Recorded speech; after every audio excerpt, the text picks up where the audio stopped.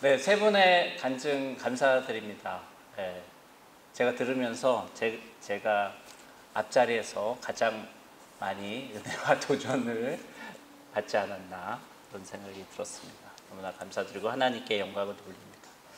저는 오늘 여러분과 다음 세대 세우기에 대해서 잠시 말씀을 나누기 원합니다.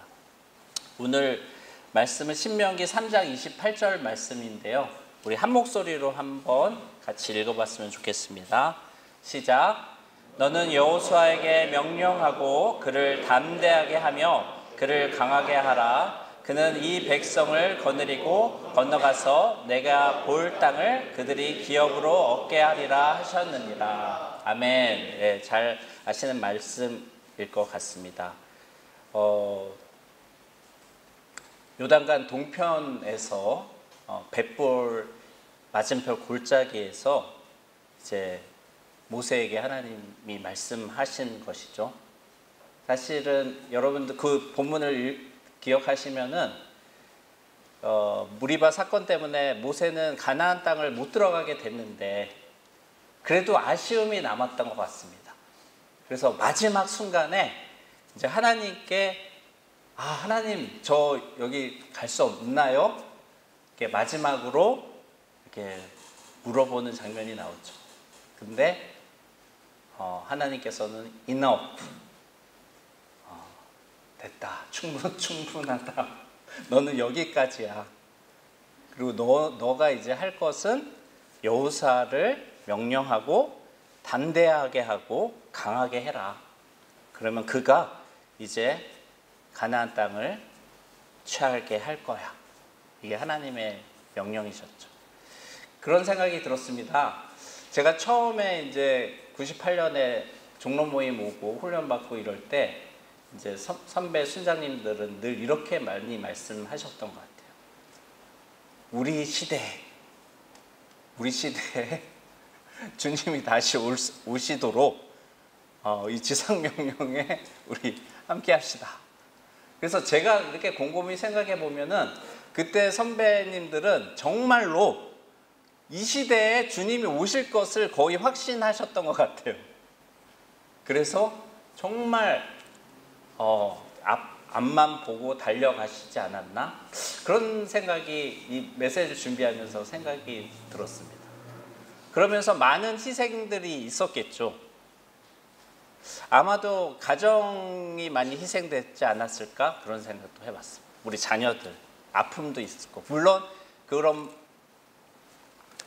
부모님의 모습을 통해서 또 아름답게 성장한 자녀들이 더 많지만 또 힘들어하고 아파하는 자녀들도 있었지 않았을까 생각해 봅니다.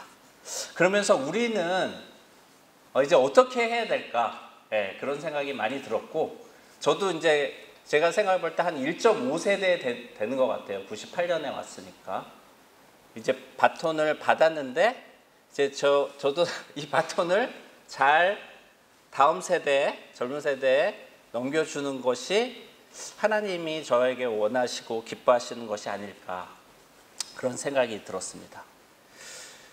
우리가 잘 아는데 이 다음 세대가 얼마나 중요한가. 사실 이 명령을 받은 모세가 태어날 때 아주 굉장히 엄청난 일이 있었다는 것을 기억합니다. 출애굽기 1장 22절에 바로가 이제 히브리 백성들이 중에서 아이가 태어나면 아들이 태어나면 나일강에 다 던져버려라. 딸이면 살려둬. 이런 명령을 한 것을 우리는 기억하죠. 근데 하나님께서는 십부라, 부하 이런 산파들을 통해서 그걸 지키시고 또 특별히 모세의 부모를 통해서 모세를 지키시는 것을 우리는 기억하고 있습니다. 이 장면에서 우리가 생각하는 것은 그런 것 같아요. 이게 얼마나 중요한 일인가. 사단의 입장에서는 이것을 엄청나게 막아야 되는 거죠. 이게 최우선순위인 거예요.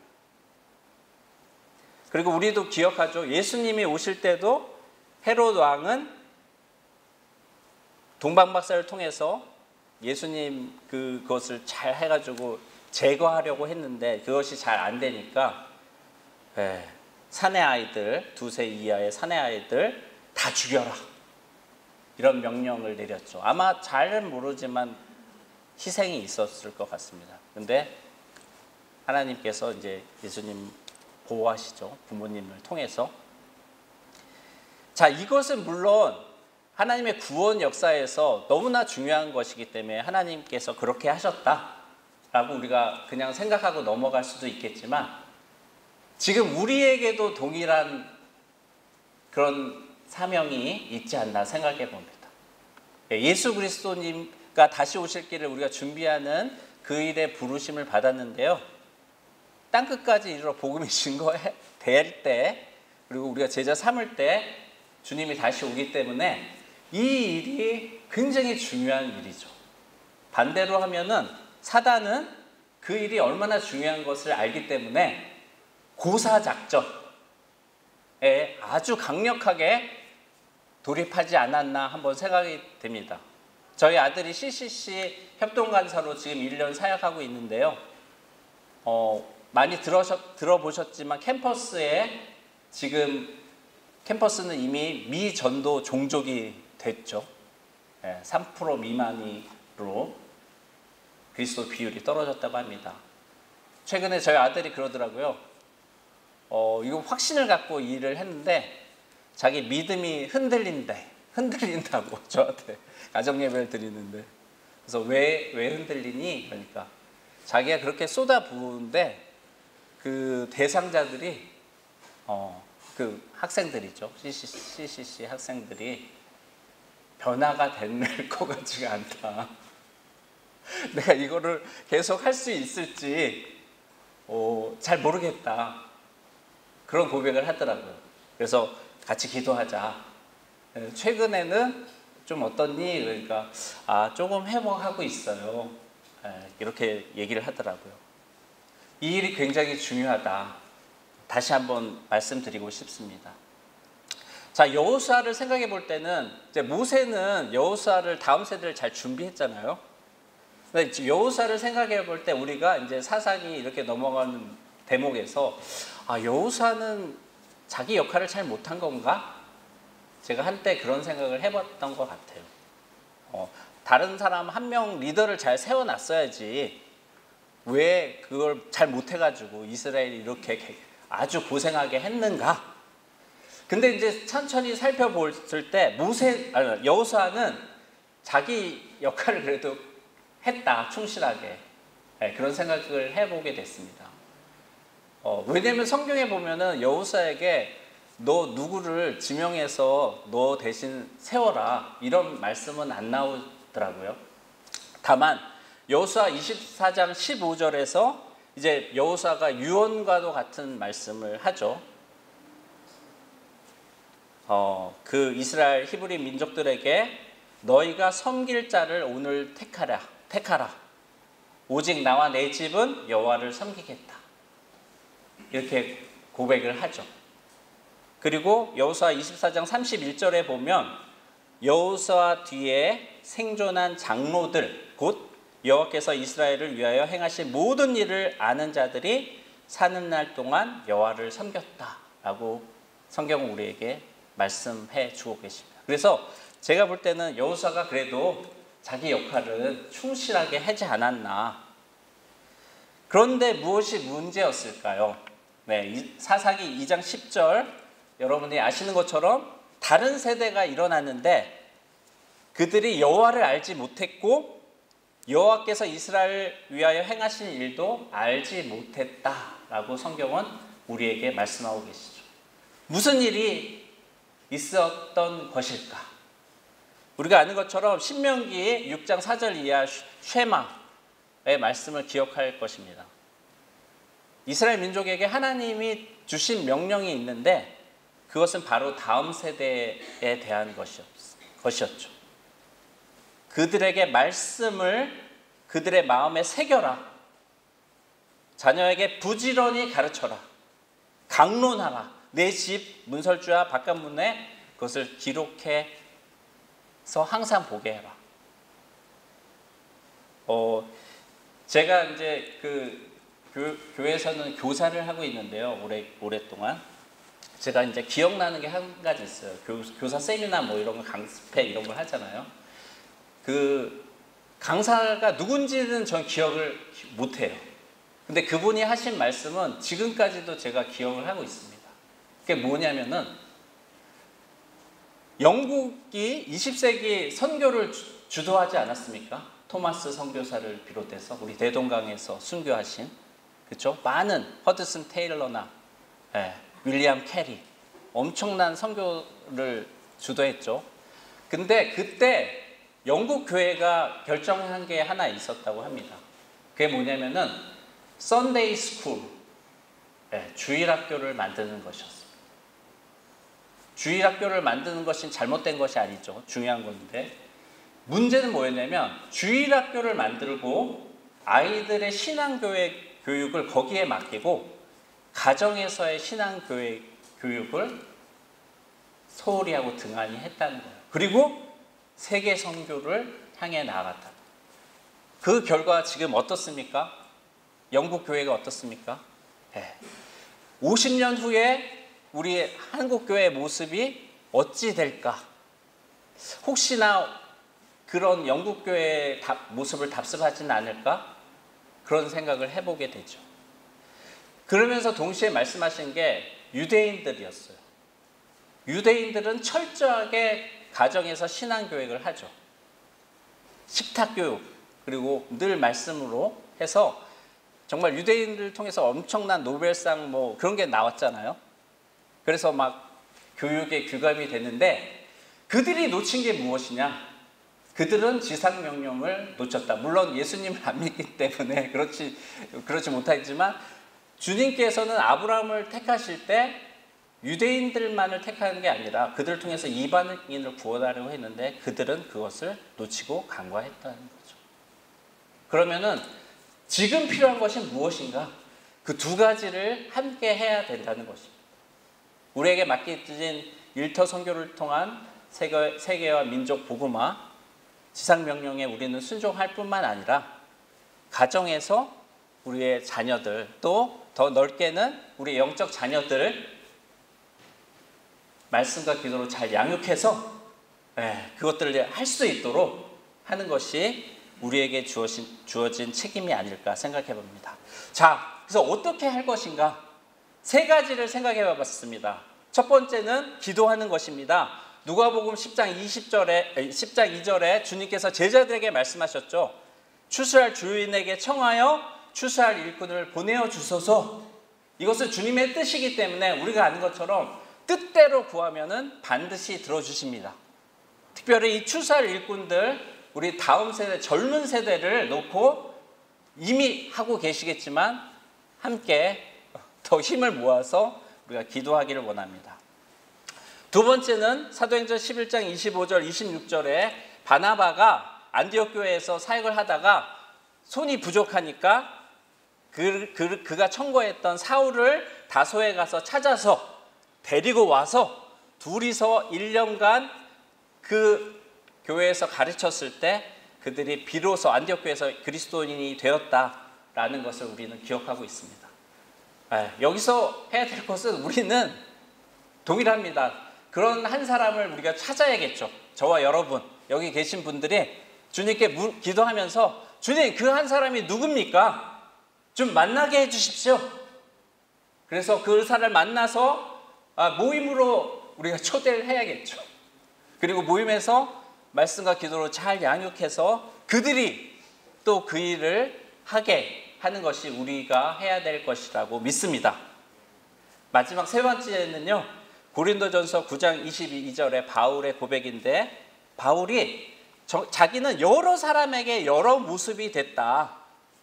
몇 사람이라도 구원하기 위해서 약한 자들에게는 약한 자같이 됐다. 저는 이 약한 자들을 우리의 다음 세대, 젊은 세대라고 한번 생각을 해봤습니다.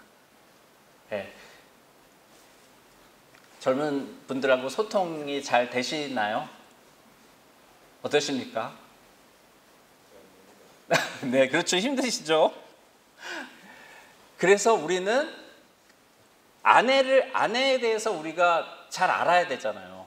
지식을 따라 동거해야 되는데 지금은 이제 젊은 세대 이를 우리가 좀 연구하고 공부하고 어떻게 하면 함께 할 수 있는가를 고민해야 되지 않을까 생각이 되더라고요.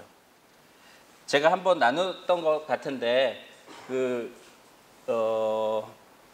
교회 트렌드라는 이렇게 책이 있습니다. 금년에 나온 건데 송기정 연대님이 추천해 주셔서 제가 사가지고 이렇게 좀 부분적으로 봤습니다. 근데 거기에 MZ 세대에 대한 부분이 있더라고요.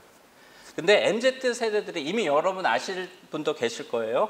교회를 떠나는 이유에 대해서 설명을 하고 있습니다. 거기에서 그들은 진정한 안식을 누리지 못하고 있다. 어디에서? 교회에서. 뭐 우리 공동체에서 그럴 수도 있겠죠. 근데 거기에서 이제 머리 글자를 따서 rest 이렇게 했어요.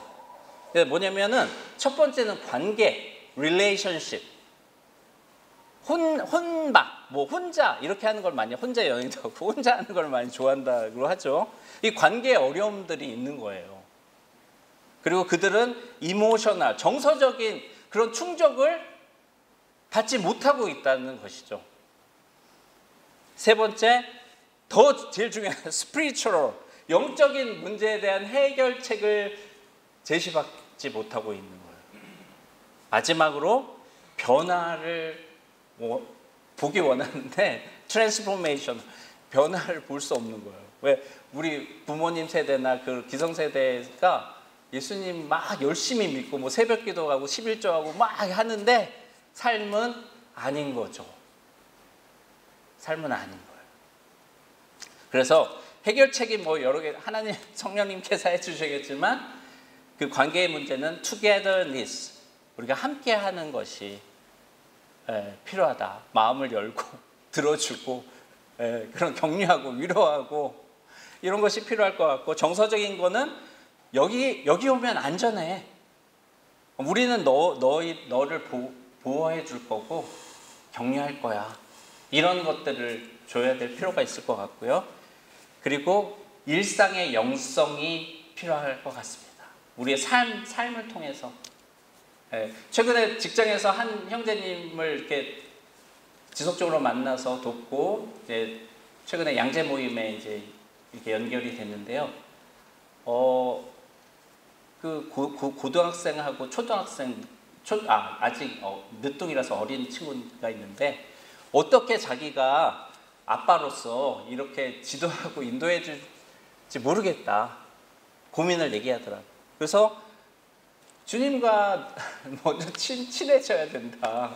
친밀해지고 그리고 가정 예배를 드리면 좋겠다. 이런 고민을 했는데 이게 잘 안 된다.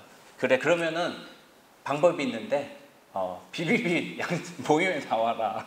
거기에서 순장님들이 도움을 줄 수 있을 것이다.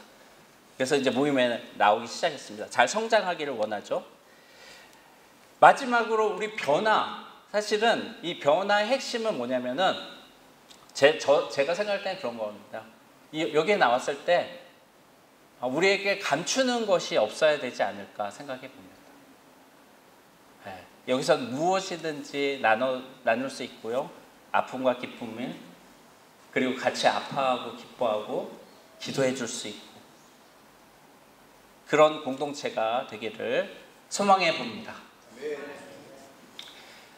어렸을 때 생각해 보면 시간이 조금 지났는데 제가 조금만 쓰겠습니다.